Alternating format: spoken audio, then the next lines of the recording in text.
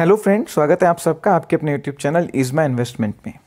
Friends, आज के इस वीडियो में हम प्राइवेट सेक्टर के दो दिग्गज बैंक आईसीआईसीआई बैंक और एक्सिस और पीएसयू बैंक एसबीआई जो कि पब्लिक सेक्टर का दिग्गज बैंक है, इन तीनों के वैल्यूएशन को और फंडामेंटल्स को कंपेयर करने वाले हैं।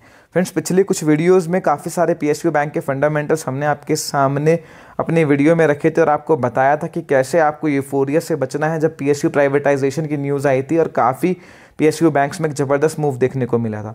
फ्रेंड्स, अब जब मार्केट एक कंसोलिडेशन जोन में है तो यहाँ पर हम जो है वैल्यूएशन वाइज कहाँ पर जो है मौके बन सकते हैं, डिटेल में हमने आपके लिए इस वीडियो में एनालाइज किया है।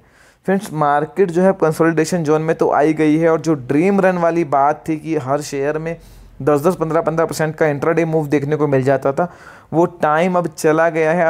अब मार्केट एक कंसोलिडेशन फेज में तो है ही, और अब टाइम ऐसा है कि अगर कोई आप स्टॉक खरीद रहे हैं तो आपको वैल्यूएशन और क्वालिटी दोनों देखनी होंगी। अब वो टाइम चला गया कि आप कोई भी शेयर किसी भी रेट में खरीदें, आपको प्रॉफिट ही होगा। अब मार्केट का कंसोलिडेशन जो जोन है वो मान के चलिए कि बजट के बाद एक लंबे समय तक रह सकता है, तो यहाँ पर क्वालिटी और वैल्यूएशन दोनों बहुत मैटर करते हैं। तो फ्रेंड्स, आज आईसीआईसीआई बैंक, एक्सिस बैंक और स्टेट बैंक ऑफ इंडिया के फंडामेंटल्स को देखते हैं और देखते हैं वैल्यूएशन वाइज ये शेयर अभी कितने महंगे हैं, यहाँ पर किस तरह की मूव आने वाले टाइम में बन सकते हैं। सबसे पहले हम बात करते हैं प्राइवेट सेक्टर के दिग्गज बैंक आईसीआईसीआई बैंक की। फ्रेंड्स, ये एक ऐसी कंपनी है, अगर मैं लास्ट ईयर की बात करूं तो 37 के आसपास ब्रोकरेजेस ने स्टॉक पर बाय कॉल दिया था। तब ये स्टॉक कुछ 300, 350, 400 रुपये के आसपास ट्रेड किया करता था और बड़े ज़बरदस्त वैल्यूएशंस वहाँ पर इस बैंक के थे और ये एक मल्टी बैगर रिटर्न देने के लिए तैयार था। और वहाँ से देखिए किस तरह का मूव आपको मिला है। खुद हमने अपने चैनल पे मल्टीपल टाइम्स बैंकिंग सेक्टर से इस स्टॉक को कवर किया है और आपको बताया कि वैल्यूएशन वाइज और क्वालिटी वाइज ये अगला एचडीएफसी बैंक है, जहाँ पर आप मान के चलिए कि एंडलेस ग्रोथ है। 727 करंट सीएमपी है, 227 रुपये की बुक वैल्यू है। एडजस्टेड मार्च 2021 की बात हो रही है। प्राइस टू बुक वैल्यू 3 के आसपास ये स्टॉक ट्रेड कर रहा है। 5 लाख करोड़ की मार्केट कैपिटल है। सितंबर क्वार्टर में 6000 करोड़ के आसपास का प्रॉफिट बैंक ने दिखाया है। फ्रेंड्स, यहाँ पर आप मान के चलिए कि कुछ पैरामीटर्स, एक प्राइस टू बुक वैल्यू सबसे बड़ा पैरामीटर है जब हम बैंक या एनबीएफसी टाइप के शेयर को एनालाइज करते हैं, और एक एनपीए का रेशियो 1% से कम है, इसका नॉट एनपीए है। कुछ ही बैंक्स ऐसे होंगे जिसका एनपीए 1% से कम है, जिसमें ये भी क्वालिफाई करता है। तो क्वालिटी वाइज तो कहना ही क्या, और आईसीआईसीआई एक बड़ी ब्रांड है। स्टॉक कोविड के लो से लगभग 2.5-3 गुना हो चुका है। 250 रुपये के आसपास का वहाँ पे लो बनाया था इसने, और काफ़ी सारे फॉरेन ब्रोकरेजेस अभी भी इस स्टॉक पर 950,000 रुपये तक का टारगेट दे रहे हैं।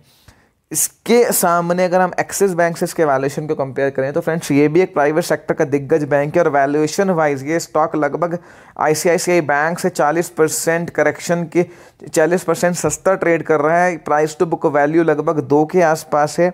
2 लाख करोड़ की मार्केट कैपिटल है और 1.08% के आसपास का नेट एनपी। एक्सिस बैंक में एनपी और वॉच लिस्ट की प्रॉब्लम पिछले कुछ क्वार्टर से देखने को मिली है, पर एक पिछले 2-3 क्वार्टर से आप समझ के चलिए कि जिस तरह के रिजल्ट्स आए हैं worst seems to be over. Management बहुत कॉन्फिडेंट है।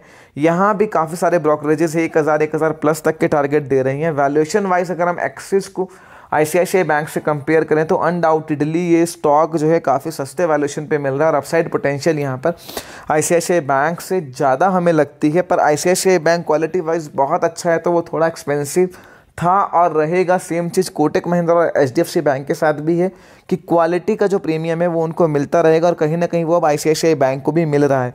पर जिस तरह से आईसीआईसीआई बैंक ट्रांसफॉर्म हुआ है, क्वालिटी वाइज इंप्रूव हुआ है, वही हमें एक्सिस में लगता है कि क्वार्टर बाय क्वार्टर आने वाले टाइम में हमें और इम्प्रूवमेंट्स के फंडामेंटल्स में देखने को मिलेगा। एनपीए लेवल भी नीचे आएंगे, प्रोविजनिंग भी कम होगी और इनकी वॉच लिस्ट भी काफ़ी कंट्रोल में। थर्ड जो बैंक है वो पीएसयू स्पेस का दिग्गज बैंक एसबीआई की हम बात कर रहे हैं। ऑब्वियसली फ्रेंड्स, पीएसयू बैंक में और प्राइवेट बैंक में कोई कंपैरिजन नहीं है, क्योंकि most of the PSU bank या तो बुक वैल्यू के नीचे ट्रेड कर रहे हैं या बुक वैल्यू के आसपास ट्रेड करते हैं, क्योंकि उनके फंडामेंटल्स में और एनपीए में बहुत ड्रास्टिक डिफरेंस है, वर्किंग कल्चर में बहुत डिफरेंस है, तो मार्केट पीएसयू बैंक को कभी भी प्रीमियम वैल्यूएशन नहीं देती। पर एसबीआई को चुनने का कारण ये है कि एक तो ये पीएसयू सेक्टर का दिग्गज बैंक है, और जिस तरह का कंसोलिडेशन पीएसयू सेक्टर्स में हो रहा है, चाहे वो मर्जर को लेके कहीं, चाहे प्राइवेटाइजेशन को लेके कहीं, उसका बेनिफिट एसबीआई को मिलना ही मिलना है, क्योंकि इसकी पैन इंडिया प्रेजेंस है और इसका जो वर्क कल्चर है आज के डेट में वो प्राइवेट बैंक्स की तरह ही बहुत अग्रेसिव है। खुद मैंने चैनल चेक किया है। रिटेल लोन्स की हम बात करें तो एसबीआई आज की डेट में इनकी रिटेल सैंक्शनिंग ज़बरदस्त है। गवर्नमेंट के जो सैलरी अकाउंट्स हैं गवर्नमेंट एम्प्लॉय के, वो काफ़ी हद तक इनकी मोनोपोली है, वहाँ पे ज़्यादातर अकाउंट्स इनके पास है, जहाँ पर उनका रिटेल पोर्टफोलियो भी बहुत बड़ा है। सबसे बड़ी बात है कि वो काफ़ी सिक्योर्ड पोर्टफोलियो होता है, जहाँ एनपीए होने की जो प्रोबेबिलिटी है वो बहुत कम होती है। एसबीआई ने भी मल्टी बैगर रिटर्न्स हम मान के चलें कि अपने लॉस से दिए हैं, लगभग 2.5-3 गुना ये स्टॉक हो चुका है, और काफ़ी सारे ब्रोकरेज 750-800 तक के टारगेट भी स्टॉक पे दे रहे हैं। अगर हम कंपेयर करें फ्रेंड्स तो 4 लाख करोड़ की मार्केट कैपिटल है और सितंबर क्वार्टर में 9,000 करोड़ के आसपास का प्रॉफिट आया है।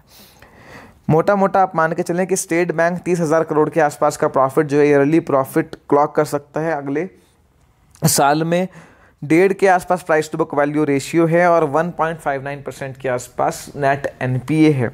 फ्रेंड्स कंपैरेटिवली जो है ऑब्वियसली सस्ता है और सस्ता रहेगा ICICI बैंक के कंपैरिजन में, पर यहाँ पर जो कुशन है वो काफ़ी अच्छा मिलता है, क्योंकि एसबीआई को लेकर भी मेरा यही सोचना है इसके फंडामेंटल्स को कि आने वाले टाइम में द वर्स्ट इज़ बिहाइंड और क्वार्टर बाय क्वार्टर हमें यहाँ इंप्रूवमेंट देखने को मिलेगा। अब बात आती है कि अगर इन तीनों में से हमें एक बाय करना हो तो हम क्या बाय करें। फ्रेंड्स वैसे बैंकिंग सेक्टर में हमेशा फाइनेंशियल सेक्टर्स के स्टॉक काफ़ी रिस्की माने जाते हैं, पर एचडीएफसी और कोटक बैंक को हम देखें, आईसीआईसीआई बैंक को भी हम उसमें जोड़ लें तो दे आर नो ब्रेनर। यहाँ पे जिसने भी पैसा लगाया लॉन्ग टर्म में उनका पैसा बना ही है। पर जब भी आप बैंकिंग स्टॉक को खरीदें, या एक तो आप दिग्गज के साथ रहें, क्योंकि अगर कैपिटल इरोड हुई है ना तो आप समझिए कि सबसे ज़्यादा कैपिटल इरोड एनबीएफसी और बैंकिंग में ही हुई है। डीएचएफएल आप देख लीजिए, येस बैंक के क्लासिक एग्जाम्पल है, पास में बहुत सारे एग्जाम्पल आपको मिल जाएंगे। एनबीएफसीज की मैं बात करूँ तो India bull housing finance, LIC housing finance, PNB housing finance जैसे दिग्गज एनबीएफसीज भी अपने हाई से बहुत करेक्टेड हैं। तो फ्रेंड्स यहाँ पर ये तीनों स्टॉक्स अच्छे हैं, एक बकेट बना के आप इनको परचेज कर सकते हैं। बैंकिंग सेक्टर में अगर आप बकेट बना के परचेज करोगे तो हमेशा बेनिफिट में रहोगे किसी एक स्टॉक को ना लेके। तीनों स्टॉक अच्छे हैं, तीनों के फंडामेंटल्स हमने आपके सामने कंपेयर करें। एसबीआई समहाउ काफ़ी अच्छे वैल्यूएशंस पर ट्रेड कर रहा है। यहाँ पर अगर फंडामेंटल्स और सुधरते हैं तो ये स्टॉक फर्दर री-रेट हो सकता है।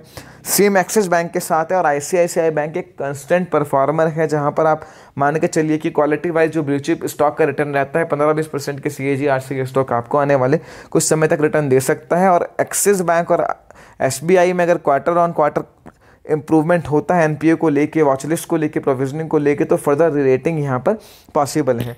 फर्दर आपकी कोई भी इस वीडियो को लेकर हो, feel free to ask me in the comment section. Video पसंद आई है लाइक कीजिए, दोस्तों के साथ शेयर कीजिए, इज माई इन्वेस्टमेंट को सब्सक्राइब करना ना भूलें।